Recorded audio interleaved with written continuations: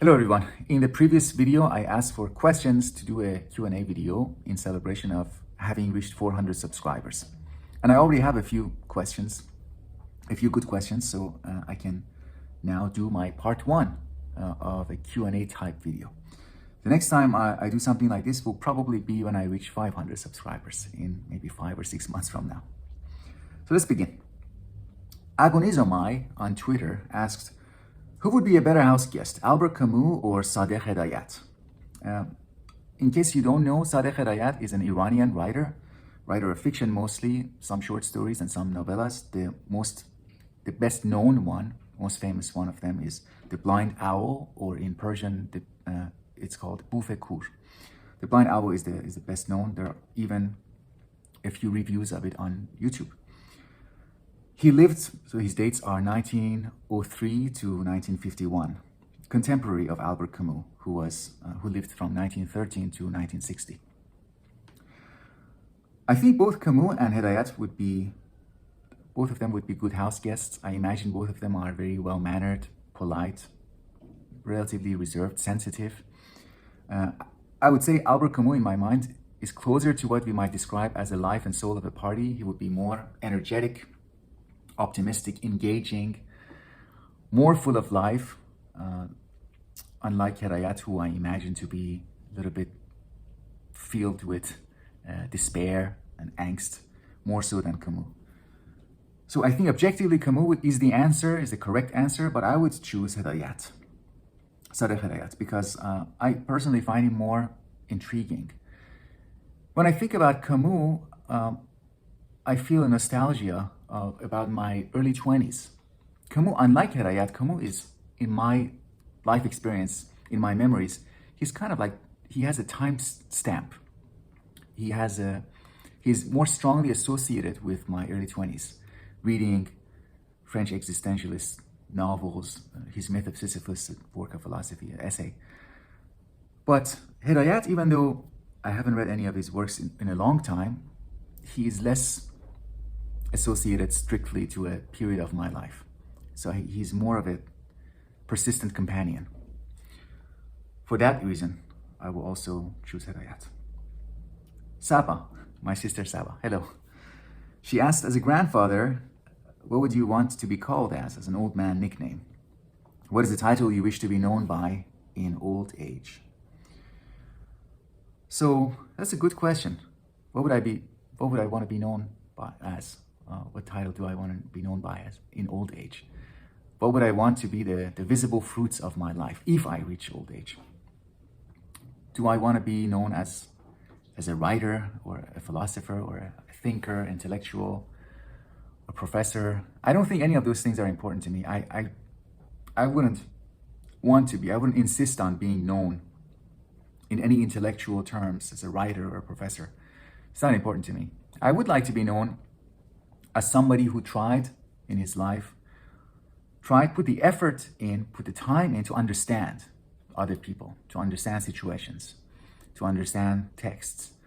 So I would like to be known as somebody who has tried to understand despite failures, despite misunderstandings, but tried, persisted, and insisted on the value of understanding and tried to embody the activity of understanding. Watcher asked or wrote, when did you get your first gray hair? Professionally, I'm in math and physics. How far is your depth in natural scientific fields? I probably subscribed in April. Thank you. I'm mostly interested in philosophy related to predictions for the near future and its theoretical framings. Okay. So you might be interested in Nassim Nicholas Taleb's works, that type of the black swan, the invisibility of the true future that is not predictable, that kind of thing. But I don't know. I'm also interested in philosophy and its possible ability to talk about the future. When did I get my first gray hair? I think in my mid-20s, 25 or maybe even earlier, I noticed the first white hair on my head. And it took a few more years for it to become visible, because the number of white hair has to reach a threshold before it becomes visible by other people from a distance. That was maybe 26, 27. Math was also my first love in high school. and in college, but life became a little bit more complicated, so I fell out of that. You ask, how far is your depth in natural scientific fields? I wouldn't use the word deep or depth in describing my relationship to any field. I would say I'm familiar. I'm familiar to some extent with the methods of natural science. I did my PhD in experimental psychology. I'm familiar with neighboring fields like human physiology, the physics of human performance, cognitive neuroscience, to the extent that it was related to my research at the time. So between 2010 and 2016, most of my time was spent designing, conducting experiments, and making sense of experiments. I was most heavily influenced and inspired by a theory called the theory of event coding, developed by a German psychologist, German cognitive neuroscientist, Bernard Hammel, who ended up being my postdoctoral supervisor.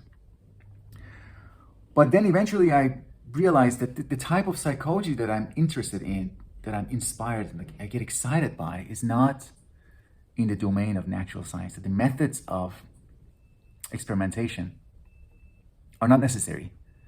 In fact, they might get in the way of psychological inquiry. So my type of psychology is closer to humanities. So I might say more about that in future videos. Feel free to ask follow-up questions. Michael Frank wrote, please add more philosophy videos. Sure, will do. Thank you for your interest. I wish you were a little bit more specific. What kind of philosophers are you interested in? Types of topics, styles, domains. There are lots of philosophy YouTube channels already. Greg Sadler, obviously, very well known, established. He has been on YouTube, very prolific for a decade already, and he has many good videos, a series of videos. In addition, I would also recommend Daniel Bonavec. I haven't watched too many of his videos, but the ones that I have watched are quite good.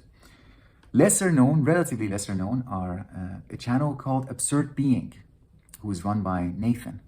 What Nathan does is similar to what I have done a little bit of. He stays with one text and he does multiple in-depth videos on a text. He has a series on Sartre's Being and Nothingness. He has one on Being and Time, I believe. And most recently, he finished a series on Merleau-Ponty's Phenomenology of Perception. He's very careful, and he covers a text in a very faithful and careful way. And it's worth watching if you're interested in those texts. O.G. Rose, somebody who I recently started watching, he does interesting discussions on aesthetics, ethics, philosophy in general, education. What he does is unique because he first writes an essay and then he tries to articulate an essay that he has written in this medium, spoken word, in the form of a YouTube video. My own series on key philosophical texts are ongoing. The next one will be on the works of Anselm, specifically in his 3 dialogues, maybe some earlier works too. All right, next, Andrew. Andrew wrote thank you for the great content here. Thank you. I'm currently reading and enjoying Jonathan Haidt's Righteous Mind. Here's the book, The Righteous Mind. The subtitle is Why Good People Are Divided by Politics and Religion. I saw an earlier video you mentioned, it was on your bookshelf. I'm wondering your thoughts on the moral foundations theory he proposes in the book. Does the theory align with the current research or evidence in the field? I think his theory is still very influential, and I did a quick search after reading your comments. I couldn't find anything that is in stark incongruency with his research. So for those of you who don't know, the moral foundation theory, which is introduced in this book and some of Haidt's articles, is an interesting way of breaking down moral political positions. So a position that is described in general terms like conservative, libertarian, or liberal. It's a general position, complex and sometimes ambiguous. So this theory breaks it down and analyzes it, is an analytic tool for breaking it down into more basic factors. So in this case, the basic factors are 6 moral foundations. Presumably each of the 6 foundations correspond to a neurocognitive modules. So neurocognitive capacity in our minds, in our brain. And each of those modules make us sensitive, responsive to a type of phenomena that is morally relevant, morally or politically relevant. And we detect it, we respond to it by either approaching it, encouraging it, helping it, or by avoiding it or hindering it, or wanting at least to hinder it. So these 6 basic things that we care about, we have modules for, presumably. They include, according to Haidt, caring of each other, fellow human beings or people in our group, fairness, loyalty, authority. And authority here is described in a positive light. Imagine a good authority, a good boss, a good leader, a good teacher, for example, somebody whose authority is justified. And one of these modules, one of our moral foundations, is that we want to preserve and protect that authority. Next is sanctity or purity, and finally, liberty or autonomy. I like this moral foundation theory because it moves beyond the simplistic, dichotomy-based thinking about morality. So one basic dichotomy is one that describes liberalism and conservatism in terms of individual-oriented thinking and collectivist-oriented thinking. Individual enhancing or collective enhancing, or binding traits, binding tendencies, the things that enhance our connections, community. So it moves beyond that dichotomy. It introduces more factors, or the dichotomy of, liberalism is pursuing novelty and change. Conservatism is about persistence of what is valuable, of what is already good, what is already established. But that's essentially, in my mind, is that way of breaking things down into elements and building blocks is essentially something that began, at least with John Locke, in his essay concerning human understanding. This is one of the main places where that way of thinking began. Locke wanted to argue against innate ideas, that in some issues we will inevitably end up disagreeing with each other because maybe we have some innate tendencies, some innate dispositions that might prevent us from reaching a common understanding, reaching a common perspective on issues. So what Locke did was he argued in favor of building blocks or elements in ideas. So he said every complex ideas, every opinion, every belief system can be analyzed and expressed in terms of ideas that are very simple, so simple in fact that they correspond to a simple sensory experience, simple sensation, simple empirical instance. And then once we understand these simple ideas, we can then build back up those complex belief systems, or even build new complex ideas from them. But that's not the only way of thinking about these things. The alternative style of reasoning is called holism. And holism is the idea, is the approach that sees these complex ideas as irreducible, as emergent features that are not adequately described in terms of building blocks. So even if you understand building blocks, these 6 moral foundations, very well, we won't be able to understand what emerges from their combination, including the emergence of a liberal or conservative political moral mindset. One last thing I say, actually, it's not a bad idea for me to make a video about this book. I will do that soon. But for now, I'll just say this, and I would like you to think about this. Just a consideration. Isn't it strange that the moral foundation theory questionnaire, especially the questionnaire, when it is given to conservatives, it looks as if conservatives score perfectly on it and liberals score imperfectly. Or they have a partial, they partially fulfill the requirements of moral life. Isn't that a little strange? To use an analogy, let's imagine that we have a questionnaire that assesses artistic life. And imagine that you're a musician and I have another kind of art form. Let's say I'm a painter. So on that questionnaire, I score perfectly as a painter and you score partially. And then I can argue as a result. I might go on and argue that this questionnaire captures our differences. And in fact, I more perfectly match the full portrait of an artist. The temperament of an artist is more fully captured in my response to a questionnaire. And a musician is really responding to or representing half of what is involved in being an artist, in an artistic temperament. A musician is, compared to a painter, is less sensitive to some of the artistic domains. Well, that's one way to talk about that difference. Another way is to say that maybe this questionnaire is more sensitive. It is more able to represent one of these two artistic temperaments, which is to say, what we end up saying when we compare your score and my score is really something so trivial as saying a musician is a bad painter or a painter is a bad musician. Of course, a painter is a bad musician. When you put one type of artist, when you evaluate them according to another type of art, according to the standards of another type of art, of course they will have a partial score. And if it is true that this questionnaire is unintentionally ended up being a more adequate, a fuller representative, more corresponding to a conservative kind of moral mindset. If that's the case, then it fails to capture some of what is important in liberalism. All right, I'll probably have to say something more coherent in a future video about that, but I like it.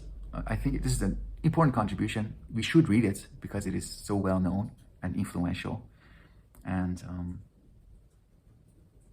yeah, maybe more on that later. Lenox Mou asked, how does having lived in different countries make you the person you are? Well, it's difficult to answer this type of questions because I don't have access to that alternative world where I didn't move from country to country so often, so frequently. So I can only speculate. So to answer the question, I will indulge in some speculation. I think that one of the things that moving so many times did to me was it made me sensitive and it made me appreciative of... You have to forgive me about that. You have to forgive the noise. It's construction in a neighboring unit. Moving a lot made me appreciative of belonging to a community, because when you move so often, you lack that. You repeatedly put yourself in a situation where you're alone, you're isolated, you're not connected, and it takes some time. It takes months, sometimes a year or more, to find new roots, to find new connections, to feel like you are among other people. So I'm highly appreciative of community, highly appreciative of friendship, how much it takes for friendships to grow, to become part of your life, and how much it takes to actually be able to connect to people. I remember, I'll share this story. I actually talked about this in a previous video.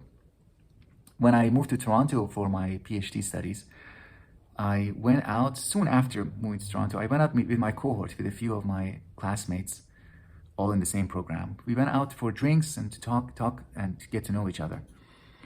And during that drinking session, it happened that for about half an hour, my new friends, acquaintances, they started talking about a TV show that I had never heard about before. This TV show was called Family Guy. At the time, I didn't know about the show and I didn't get any of the references. And they talked, laughed, they understood each other. Everything that was said was funny, except for me. And after leaving that gathering, I went back home and started watching the Family Guy. But never again, I spent weeks or months catching up on that cultural reference. But I never ended up meeting it again. But other references were needed in the future, in the other social interactions. Like I had to know a little bit about hockey or baseball. So every place has its own culture, and knowing about the culture and not knowing about the culture these things are going to have consequences about for whether we easily and smoothly connect to other people or fail to do so. Sheep Little wrote, "Hi, I'm a graduate student and I get a lot of inspiration from your videos. Thank you, that makes me happy. Would you please recommend more books about academic writing? Thank you." Sure. The books that I like are actually, let's focus a little bit on this concept of academic writing.